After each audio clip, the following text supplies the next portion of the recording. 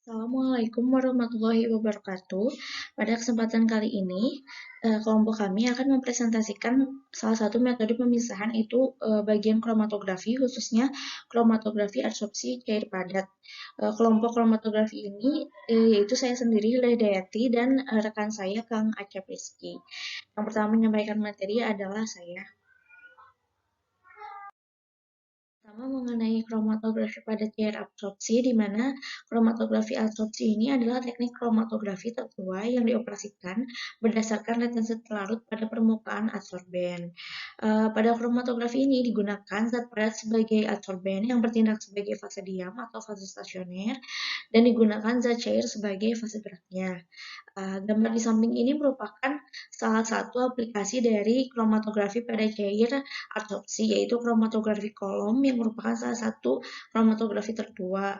Di mana pada kromatografi kolom ini, campuran ini akan dipisahkan berdasarkan kecenderungannya terhadap fase stasioner dan fase geraknya, itu zat cairnya itu sendiri. Di mana apabila campuran tersebut terdapat analit yang memiliki kecenderungan terhadap fase diamnya, maka dia akan lebih lama tinggal di dalam kolom, sementara yang memiliki kecenderungan lebih besar terhadap fase geraknya, maka ia akan lebih dahulu keluar dari kolom atau ikut dengan fase geraknya. Diharapkan dengan metode kromatografi ini, si campuran ini akan terpisah masing-masing berdasarkan kecenderungannya terhadap fase diam dan fase geraknya itu sendiri. Gejala yang terjadi pada proses kromatografi pada cair adsorpsi ini merupakan proses adsorpsi, di mana adsorpsi ini adalah gejala timbulnya konsentrasi zat yang lebih besar pada bidang perbatasan antara dua fasa daripada dalam masing-masing fasa. Terjadinya pemisahan ialah akibat gaya tarik fase stasioner yang kuat terhadap komponen-komponen yang harus dipisahkan. Gaya tarik yang kuat ini disebabkan oleh interaksi kimiawi dan atau interaksi van der Waals. Gambar di atas merupakan salah satu wujud dari gambar proses adsorpsi, di mana solut ini atau analit yang akan dipisahkan ini akan dibedakan berdasarkan kecenderungannya terhadap fase diam atau fase geraknya tentunya. Dan apabila kecenderungannya dalam fase diam, maka dia akan lebih lama tertahan dan akan terjerap dalam fase diam atau teradsorpsi. Selanjutnya yaitu adsorben, di mana adsorben ini merupakan fase diam yang berupa fase padat, dan pemisahan ini didasarkan pada adsorpsi berulang dan desorpsi bahan terlarut atau analit. Tentunya dalam proses kromatografi atau proses pemisahan dengan metode kromatografi ini, adsorben dan fase gerak sangat penting untuk diperhatikan ketika akan memisahkan suatu campuran, di mana apabila proses pemisahannya disesuaikan adsorben dan fase geraknya, maka diharapkan proses pemisahan yang terjadi akan semakin baik atau semakin sempurna. Di mana untuk adsorben sendiri yang biasa digunakan sebagai fase stasioner pada proses kromatografi pada cair ini ada beberapa jenis seperti silika, alumina, keselgur, bubuk selulosa, dan pati. Nah, untuk pemisahan fase diam atau adsorbennya ini tentu disesuaikan dengan jenis analit atau campuran yang akan dipisahkan itu sendiri. Untuk proses pada cair adsorpsi ini, adsorben yang bisa digunakan atau zat padat yang bisa digunakan sebagai fase diam itu umumnya alumina dan silika gel. Fase gerak. Zat larut memiliki peran penting dalam elusi untuk menentukan baik tidaknya proses pemisahan. Kemudian, zat larut yang mampu menjalankan elusi terlalu cepat tidak akan mampu melakukan pemisahan yang sempurna. Begitupun sebaliknya, elusi yang terlalu lambat akan menyebabkan waktu retensi yang terlalu lama. Kemudian, urutan zat larut atas dasar kemampuan elusinya telah dikemukakan terdahulu, di mana atau seri eluotropik. Beberapa golongan solut dapat juga diurutkan dengan dasar kenaikan adsorbilitasnya pada kolom alumina, seperti untuk tulis di bawah ini: perfluorokarbon, hidrokarbon jenuh, hidrokarbon tidak jenuh, halida dan eter, aldehid dan keton, alkohol dan tiol, dan kemudian terakhir asam dan basa. Mari kita simak video pembelajaran. Hey everyone, quick biochemistry basics here. Let's talk about adsorption chromatography. Adsorption chromatography is based on the fact that certain solid materials, known as the adsorbents, have ability to hold molecules on the surface by the phenomenon of adsorption. The adsorption process usually involves attractive forces like van der Waals interaction and hydrogen bonding.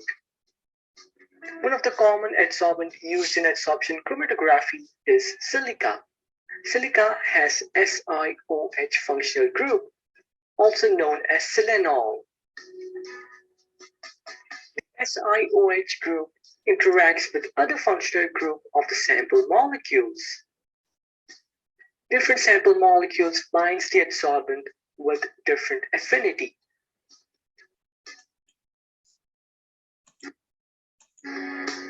Hence, when the mobile phase is passed, the molecules having less interaction with the adsorbents are released first, while the molecules having more interaction.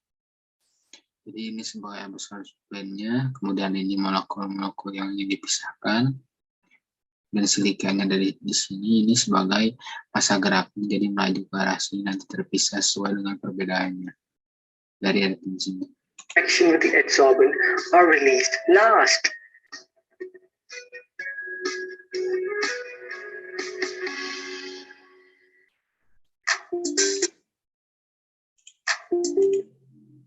Kemudian aplikasi kromatografi absorpsi pada cair, di mana sangat cocok untuk cuplikan-cuplikan yang larut dalam kurang polar, hingga pelarut nonpolar dan kurang larut dalam pelarut mengandung air seperti yang digunakan dalam kromatografi partisi massa terikat. Dengan kromatografi partisi ini, senyawa-senyawa dengan perbedaan jenis dan jumlah gugus fungsi biasanya dipisahkan.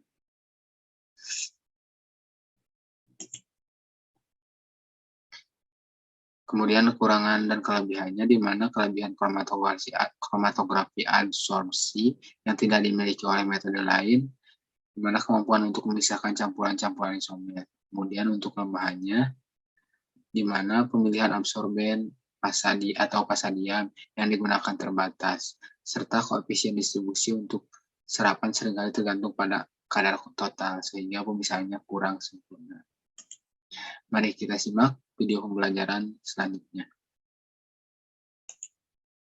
Adsorption chromatography. It is based on the principle of differential adsorption. Itu sebagai campuran senyawa dan ininya sebagai absorben. Different compounds are adsorbed on an adsorbent to different degrees. Adsorption chromatography. It is of two types.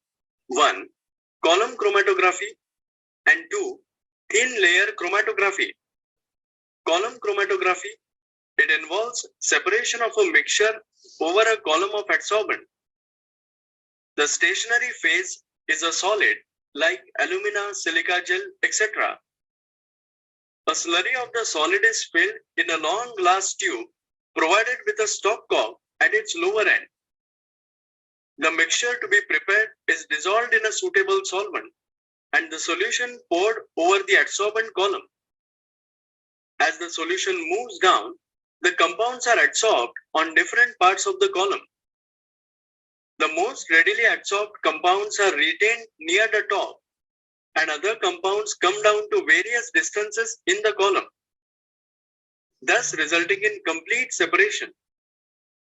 The adsorbed compounds are then eluted by the passage of a series of eluents, that is solvents.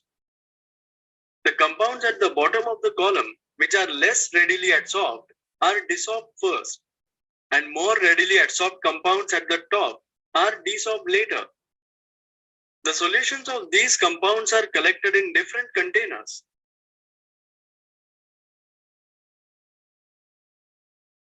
On evaporation of the solvent, the different compounds are recovered.